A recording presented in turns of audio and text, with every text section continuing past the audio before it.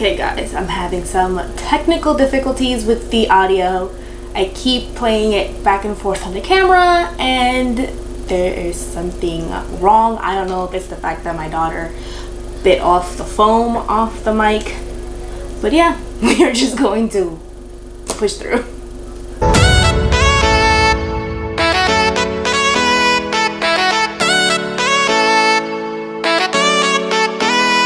Welcome back to my channel. So for today's video, I'm going to be talking about the most important military acronyms that you as a military spouse should know. I hope you guys enjoyed this video and yeah, let's get started. So the first one is FRG, which stands for Family Readiness Group. Now, they provide a lot of family support, information, and they are highly useful during deployment. Why? Because they do a lot of parties, a lot of gatherings, and they basically just welcome new service members and their families to this new lifestyle.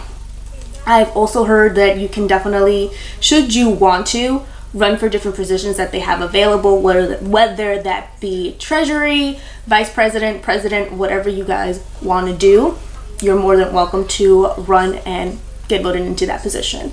I haven't personally looked into the FRG for our duty station. I probably should, just so that I can familiarize myself with the area, maybe even find new people that are going down there for the first time and kind of create like a friendship community down there so that you guys, or myself I should say, don't feel like I am alone down there. But yeah, that's what the FRG stands for.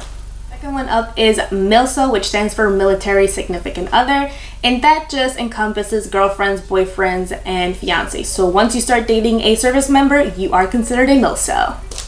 Now, third and fourth acronyms you guys should be aware of is CONUS and OCONUS. CONUS stands for Continental US, and that would encompass the lower 48 states. And OCONUS would be out of continental US, which would be considered Alaska, Hawaii, Germany, or Japan, basically anywhere outside of mainland US. Now the next two acronyms are going to be referring to some of the military benefits, and that is BAH and BAS. BAH stands for Basic Housing Allowance, and that is when the military pays for your rent, whether you're still here at home waiting for your husband to finish with boot camp, or whether you're living together already either on post or off post. Now BAH is only offered to service members who are married or are of higher rank. BAS stands for Basic Allowance for Sustenance, and that is when the military pays for the service members' food. And that is only offered to married service members, at least to my knowledge it is. But yeah, that's what it's BAH and BAS stands for. If you're going to take anything away from this video, it's going to be the next two acronyms, and that is OPSEC and PERSEC. OPSEC just stands for Operational Security, which in a nutshell means protect every single information of your significant other. That includes when he leaves, when he comes back, because you will potentially be putting his unit at risk and his mission at risk if you release any of these details on social media. So basically, don't say anything. And PERSEC, that is just for oneself. Basically, protect yourself, keep yourself safe. Do not share any information about whether you're leaving, when you're coming, when you're going, etc. Is DEERS, and that stands for Defense Enrollment Eligibility Reporting System. Now, this department or agency, whatever you guys want to call it, lists all of these spouses, dependents, and kids, and basically you go to this particular department when you're having any issues with any of your benefits, whether that's BAH or BAS, TRICARE especially, and I believe they do help out with moving. I think you have to show like some sort of receipt. Do not quote me, but I think that's how that works. But yeah, basically if you have any issues with your benefits, you go to DEERS. About moving, you will also, as I mentioned earlier in the video, be doing what is called PCSing, and that just mainly stands for Permanent Change of Station. So when you get your orders for your first duty station or for your new duty station, that is what you'll be doing. And in that same realm, you might do what some people call a ditty move, and that is basically just do it yourself, where you pack up your own things on your own accord and you don't have the military helping you out with packing or moving things from one duty station to the next. Another important acronym you should know is POA, and that is power of attorney. It's just paperwork that allows your service member to delegate authority, whether it is to you as their spouse or to their family member, to oversee their finances or property. It is a very important document to have. Let's say you're trying to get your child's passport and they say they need your husband's signature. You can use your power of attorney to sign for both. Did I say attorney? It's attorney. You can even use it for when you're trying to terminate a lease and you're trying to come back home because they're deployed. You can use that as well. So it is a very important document to have at hand. Next up is MOS, and that just stands for Military Occupational Specialty. Fancy word for just saying your job in the military.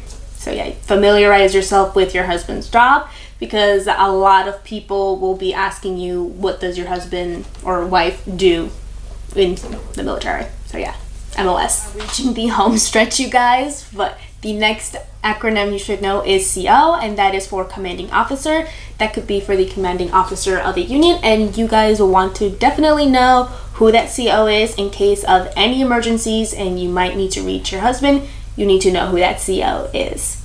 Next up is COLA, and that stands for Cost of Living Allowance, and this is for families who live overseas or who live in a remote area without access to base discounts. We have EOS and EAS, which stands for End of Service or End of Active Service, and that will in a nutshell apply to you guys once your military spouse is reaching the end of his contract. Finally, we have MIA and KIA. Most of you guys know what MIA is, and that is just missing in action, and KIA is killed in action. Unfortunately, these are the last two terms that you guys would never want to hear, but it is very important to know the difference. Lastly, I want to talk to you guys about the military alphabet. Yeah, the military has its own alphabet. I was pretty shocked when I heard about this, but I thought it would behoove me to learn what the alphabet is, and so now I will attempt to recite the military alphabet. Wish me luck, you guys. I'm super nervous to recite this. Alpha, Bravo, Charlie, Delta, Echo, Foxtrot, Hotel, India, Juliet, Kilo, Lima, Mike, November, Oscar, Papa, Quebec, Romeo, Sierra, Tango, Uniform, Victor, Whiskey, X-Ray, Yankee, and Zulu. Oh my god. Whew. I can, on a normal basis, recite this fairly quickly, but on camera, very nerve-wracking, you guys. I don't know about you guys, but I love using the military alphabet. I don't know, it makes me feel very empowered and confident that I am able to use the alphabet and make my process when I'm speaking to a military personnel in regards to TRICARE or just something with them much easier. I remember the first time they asked me to spell something out and I was like, B as in bacon and C as in Catherine. They were like, what? I mean, yeah, sometimes you will find somebody that will understand, but as I said, if you use your alphabet, the process is much smoother. So I would suggest you guys to practice. It doesn't take that long to memorize, and I'm pretty sure your military spouse will find it very hot that you can recite the entire military alphabet. Guys, thank you so much for watching this video. I hope you guys enjoyed it and got more knowledgeable of what the acronyms are. FYI, you don't have to know all of them in one sitting. Just know that it will take time and you will get used to it. What has helped me has been these flashcards. I've made them for several different acronyms, and that has made a world of a difference for me. I've always used flashcards in high school and in college, so I thought I should just bring these back. And like I said, they have made a world of a difference for me. So if you're just like me, get you some flashcards. They will help you out. But again, thank you so much for watching this video. Don't forget to hit the like and subscribe button. And as always, thank you so much for watching, and I will see you guys in my next video. Bye!